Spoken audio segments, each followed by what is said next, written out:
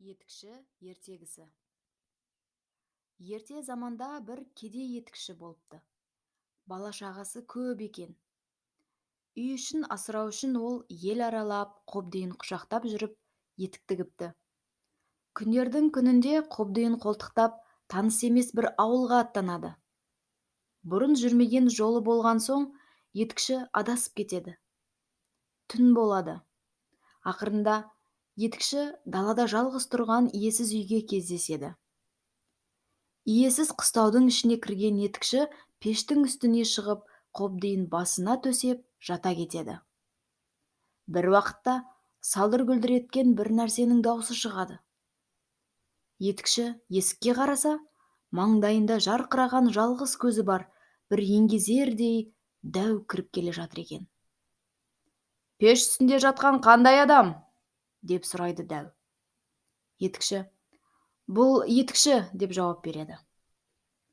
«Бізге керек шебер етікшімісің?» дейді. Сонан соң дәу бұйырып: «Кәне, бер кел.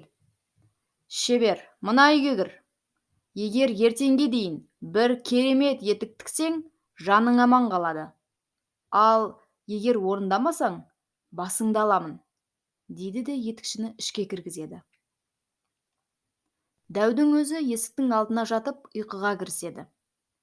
Етікші ішінен: «Енді өмірім жойылды, өліп кетсем бала шағамды кім асырар екен?» деп үрейленеді. Амалы таусылған етікші таң атқанша отырып ғажайып етік тігеді. Етіктің сыртқы көрінісінің басқа етіктерден айырмашылығы ұшы тіп-тік сүйір, жоғары көтеріліп тұрады. Ал оның бір керемет қасиеті, аяғына киген адам аспанға қалықтап ұшып, баратын жеріне лезде жетіп барады.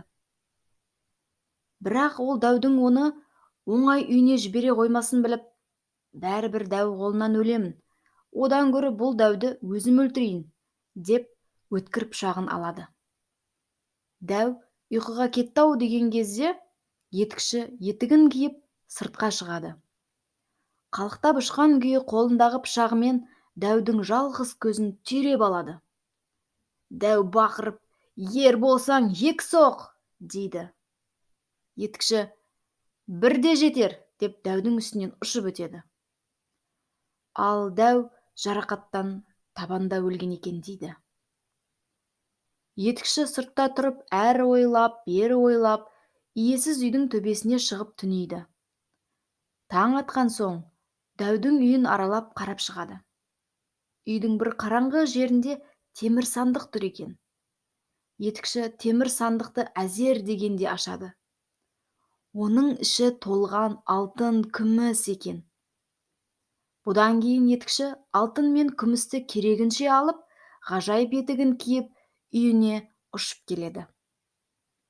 Дәуден алған байлығының жартысын еліндегі жетім-жесірлерге таратып береді. Осылай етікші тұратын ауылдың тұрмыстары жақсарып, мұраттарына жетеді.